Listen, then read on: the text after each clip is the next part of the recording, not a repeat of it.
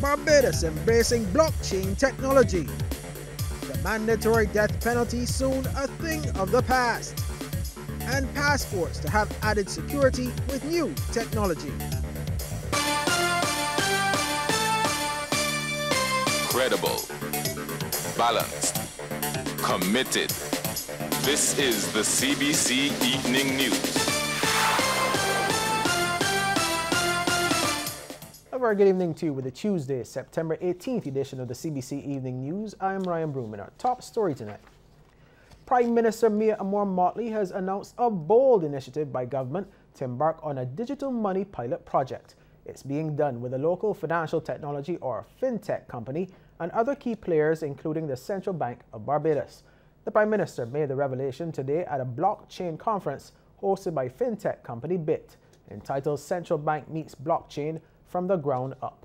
It was held at the Hilton Barbados and attracted a large audience of business people and officials from the financial services sector.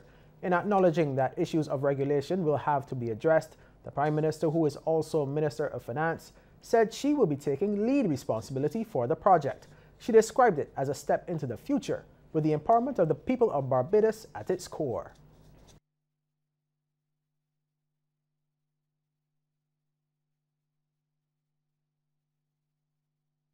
Recognizing that our people want digital money and that our people want the ease and the security of electronic payments, and that as a result,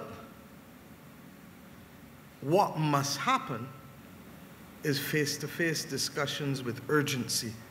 As Martin Luther King said, the fierce urgency of now, such that we can launch the Barbados M-Money pilot, a pilot between BIT, Central Bank, and FSC that facilitates electronic payments, digital payments for our people in Barbados. Meanwhile, the Prime Minister adds that blockchain technology will be used to improve efficiency across a wide range of sectors in government, from healthcare to licensing. She says the incorporation of the technology will see a renewed emphasis on training of staff to ensure all government systems are fit for purpose. Whether it is the land registry with respect to how we treat the property, whether it is the multi-purpose national ID card, which has been long talked about by us when we were in government, by the last government, and still remains like the second coming of Christ, much to be desired but not yet to be seen. Whether it is health and ensuring that we create a common platform for the management of our health records and therefore for the greater facilitation and ease with which we can spend what we have to spend to keep our population healthy. Well, we'll have more from that conference coming up in the Business Report. Attorney General Dale Marshall says the amendment to move away from a mandatory death penalty for murder is absolutely needed. He was contributing to parliamentary debate on the Offences Against a Person Amendment Bill 2018. The Attorney General made the point that while the law states capital punishment is mandatory for murder, the ruling of the Caribbean Court of Justice says the convicted must not be sentenced to death. If a person is convicted tomorrow, that judge can't go left and he can't go right. He can't sentence them to death, but he can't not sentence them to death. Now, how can a responsible government put a judge in that position? I mean, I'm having to criticize judges for a lot of things, sir, but I'm not going to make their life any harder than it already is. Judges should have options when sentencing those convicted of murder. This is the view of Minister of Culture, Sports and the Creative Economy, John King. He says there are factors which must be taken into consideration, including the mental capacity of the convicted person. How can one not take into consideration the incapacity of the person who pulled the trigger? To think, to reason out, to do the things that you and I would take for granted. where if in the name of vengeance, where in the law is there anything that says vengeance is mine? An Education Minister, Santia Bradshaw, says the move by Parliament to amend the Offences Against a Person Bill 2018 is a step in the right direction. We are bound by being signatory to these international conventions. We are also bound by the decisions of the International American Court on Human Rights. We are bound by the decisions of the Caribbean Court of Justice. And therefore, regardless of whatever personal feelings members may have in relation to the death penalty, the reality is that we have a responsibility to uphold and to abide by those decisions which are made by the persons in whose comfort we have rested these decisions to be made in our best interests. And Youth and Community Empowerment Minister Adrian Ford also gave his support for the amendment. He says in an imperfect world, a mandatory death penalty is out of place. Minister Ford believes the repercussions of the mandatory sentence are too great.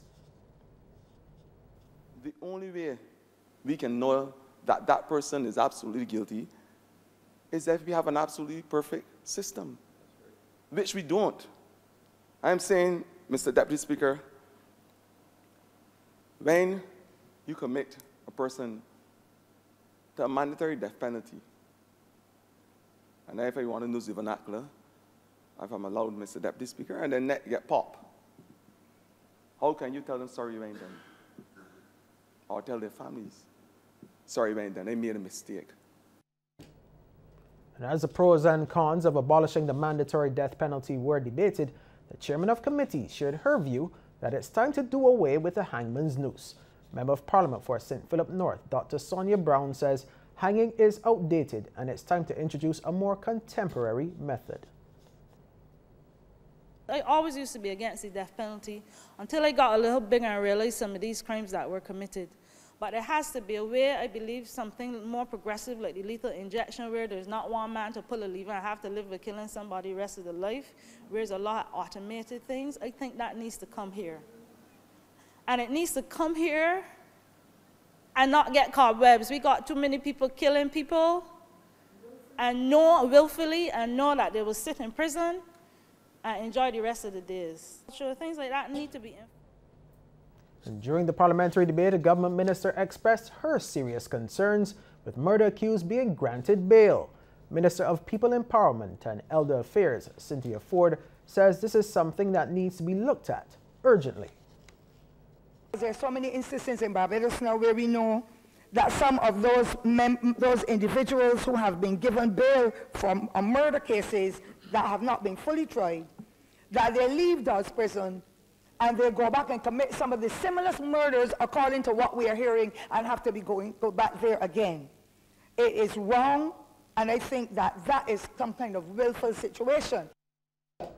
In other news now, the Immigration Department is now issuing passports with an added security feature.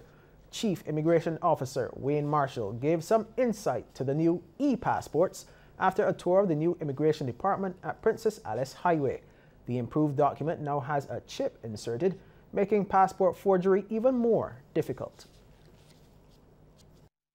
In order to forge the passport, you would have to also remove the chip and put the information that you would want to put on the data page on that chip as well too, which is very difficult or almost impossible.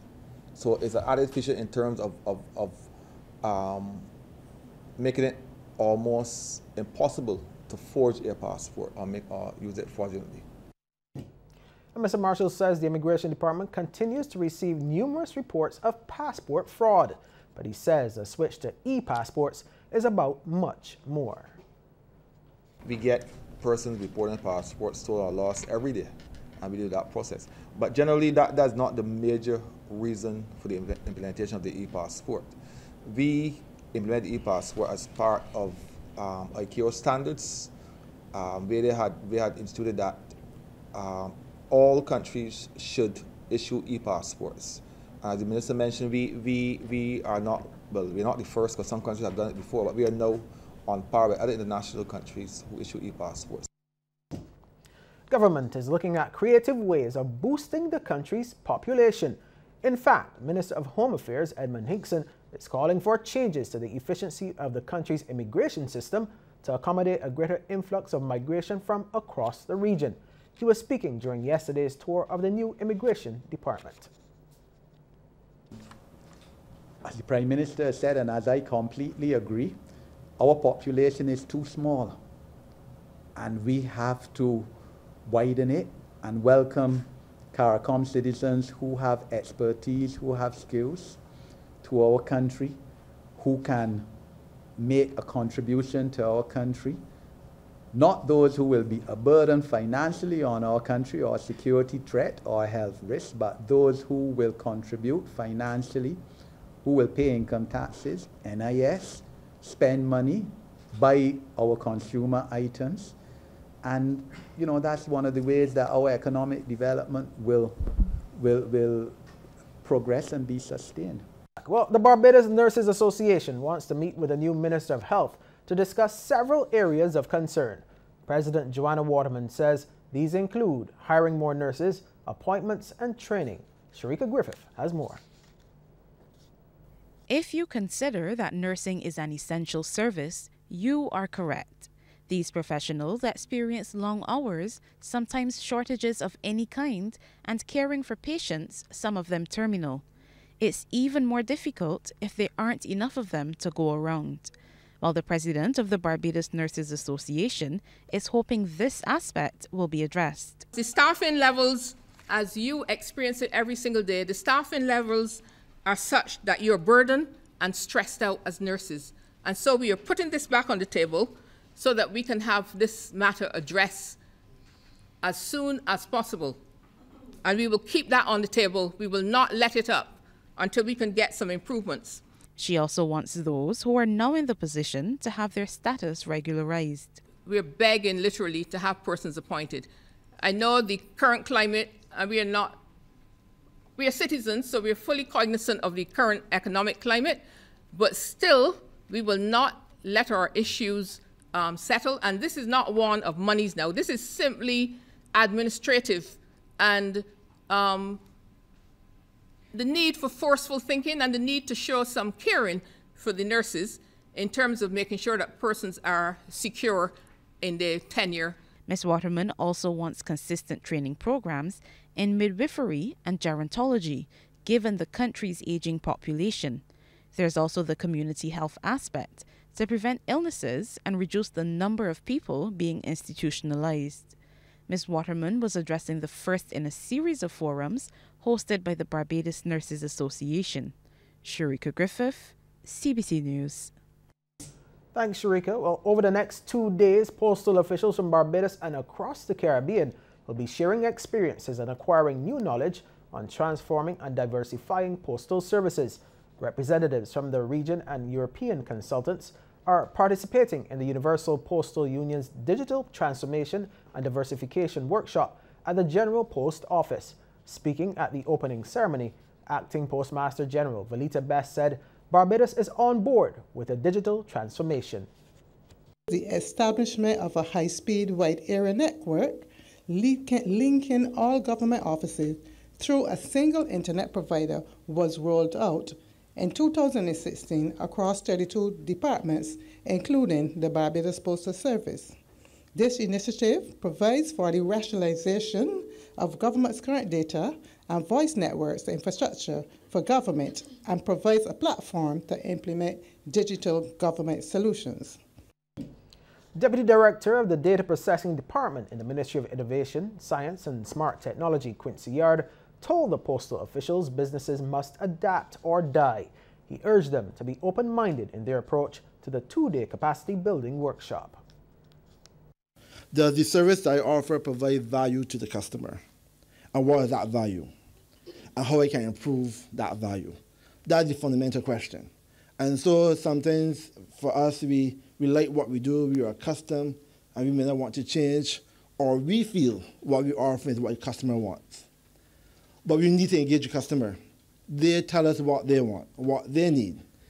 Our job is to make sure that we provide that to the customer. Some education news now. Hundreds of first formers are being equipped with the information and skills needed to effectively make good decisions in their new school environments. The help is being provided through the Transition to Secondary School program undertaken by the National HIV/AIDS Commission. The first two schools to benefit from the program are Springer Memorial and St. George Secondary. Program coordinator and behavior change specialist Cecilia Neblett Murray says they are focusing on a number of topics, including drug awareness, bullying and conflict, HIV, STI prevention, gender issues, and human sexuality. She says the Commission recognizes the day-to-day stresses that students experience and wanted to design a program catering to their needs. We recognize that there are certain skills that these students need apart from academics. There are certain soft skills. We focus on self-esteem. We focus on all these strategies needed to have lifelong learning and also to have a successful transition from the primary school to the secondary school. And the program has the blessings of the acting principal of Springer Memorial, Michelle Maxwell.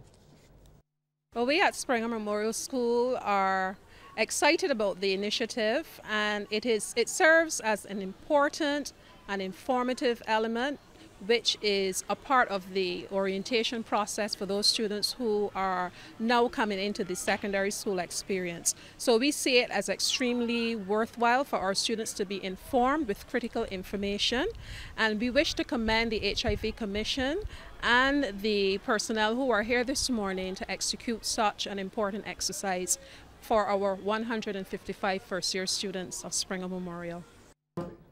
Dr. Dawn Chesney Bino is a champion for the Transition to Secondary School program for 2017. Dr. Chesney Bino, who is a veterinary surgeon, fell in love with teaching and has been in the classroom since 2000. She was recognized as a champion for her outstanding teacher efforts in the program, which helps students make the transition from primary to secondary school. Dr. Chesney Bino, who was speaking on CBC TV 8's Morning Barbados, says she plans to sharpen her skills further. I love teaching. I love children. I am currently enrolled at the UWI. I'm doing MPhil to upgrade to PhD in educational leadership, looking at instructional leadership and how I can go about improving and looking at bringing about educational reform for students with severe learning challenges. More birthday news. Another Barbadian has reached the 100-year milestone. She is Eileen Fedora Lobo. The centenarian celebrated her 100th birthday surrounded by family, friends, and well-wishers at the Bromswood Retirement Home today. The former resident of St. Peter had a love for photography, beauty, and health. Her only child, Wentworth Bowen, says his mother was an excessively kind woman who loved having children around her and believed in prayer. Anybody who wanted help and she could give it, she gave it. And she always insisted that I remember other people and do what I could to help others. She was also a very enterprising woman. She was interested in health and beauty and exercise. At one stage, she was a member of the matron at the Almere home. And she always helped others.